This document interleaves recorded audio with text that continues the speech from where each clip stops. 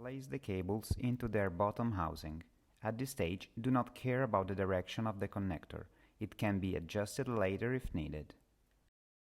Now take the upper part and insert the cables opposite side with respect to the previous. Take care that the gaskets are overlapping 45 degrees at the point where they join together. Press the two parts together, making sure the little ring gears are correctly inserted and clipped. Now insert a small cables block at the bottom of the structure. Make sure the gaskets are properly laid without any wrinkles along the wall edge of the bottom of the enclosure.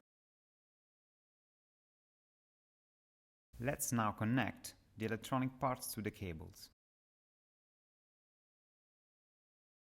It is necessary to pay attention to the orientation of the arrow following the instruction on the manual.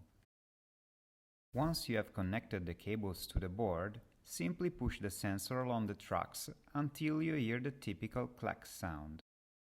The final assembly can be now inserted in the outer shell. Proceed pushing the assembly with your fingers into the housing until you hear two clacks, both from the front and from the rear part. You can now finish by entering the security lock.